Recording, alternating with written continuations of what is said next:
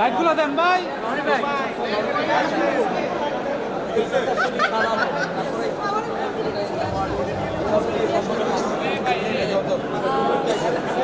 আমি বলেছিলাম যে this is the first time ভাই সামনে মোবাইল ভাই, এই যে ভাই।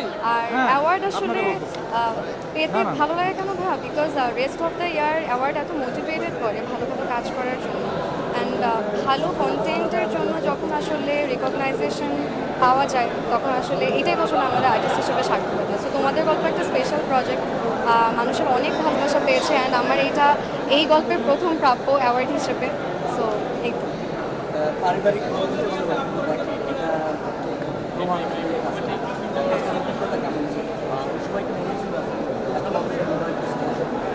সত্যি বলতে আমাদের এক্সপেকটেশনের বাইরে এটা মানুষ পছন্দ করেছে। আমরা শুটিংয়ের সময় বুঝেছিলাম যে কিছু একটা ভালো কিছু হবে, এদের একটা ভালো প্রজেক্ট যাবে, আর এত এত ট্যালেন্টেড আর্টিস্ট ছিল, সো এখানে একটু ভয়ও ছিল যে তাদের সাথে আসলে তাল মিলিয়ে কতটুকু অ্যাক্টিং করতে পারবো। বাট প্রত্যেকটা ক্যারেক্টার আমরা এত মজা করে শুটিং করেছি, and credit goes to my director Raj ভাইয়া। উনি আসলে সেটা সবাইকে খুবই মানে প্যাম্পার করে রাখে, সো কাজটা করার সময় কখনোই ফিল হয় নাই যে কোনো প্রেশারের মধ্যে আছি। সো চরিত্রের মাধ্যমে রেকগনাইজেশন পাওয়া আসলে খুবই বড় একটা বিষয়।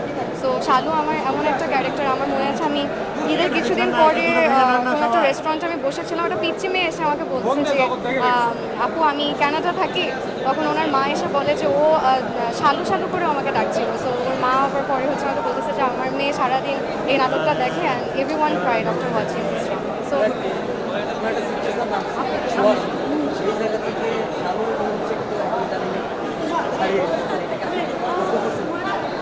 হ্যাঁ বলা যায়। রিসেন্টলি আমি একটা নাটক করেছি হৃদয়ের গভীরে, ওখানে রাহা ক্যারেক্টারটা সেটাও একটা আলাদা আমার জন্য পরিচয় দিয়েছে। But Suhasini will always be special to my heart. মানুষ আমাকে তটিনীর থেকেও বেশি সুহাসিনী নামে চিনি।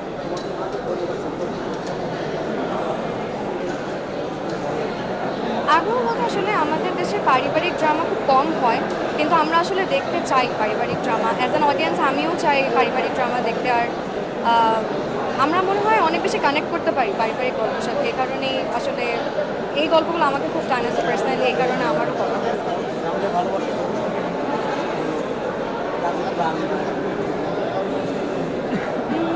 বেশ কিছু কাজই আসবে, নাটকে আসবে, সিএমবিতে বেশ কিছু কাজ আসবে, ক্যাপিটাল ড্রামাতে আসবে, রাজ ভাইয়ার 2টা কাজ আসবে। So I am very very excited for both of the work.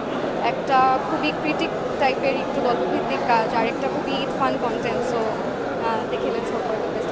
দোয়া করব। বাইরে ফ্যামিলি গল্প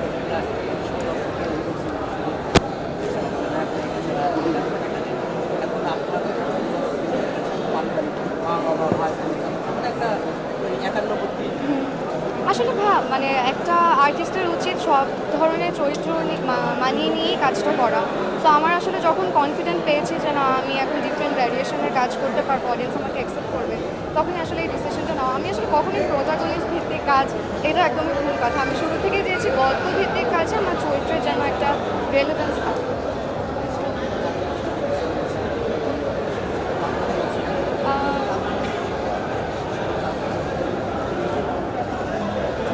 ভাই মোবাইল সিনেমা করব সময় যখন হবে, সঠিক অপরচুনিটি যখন পাবো, সঠিক চরিত্র যখন পাবো, অবশ্যই সিনেমা করবো।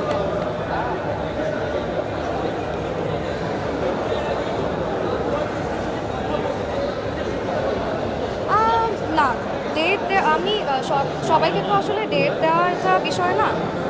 আমার গল্পটা কতটুকু হচ্ছে রেলেভেন্স পায়, আমাকে যে গল্পটা অ্যাপ্রোচ করলো সেই গল্পটা আসলে আমি করবো কি করবো না, এতটুকু আর্টিস্ট হিসেবে বাছবিচার করার স্বাধীনতা আমার মনে হয় প্রত্যেকটা আর্টিস্টেরই থাকা উচিত।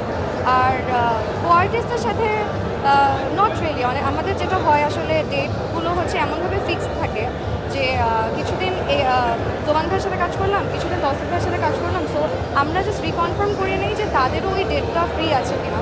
সো এটার জন্য, বাট ভালো গল্প নিয়ে আসলে আমি কেন ডেট দেবো না, সবাই আমরা চাই ভালো কাজ করবো। Thank you so much.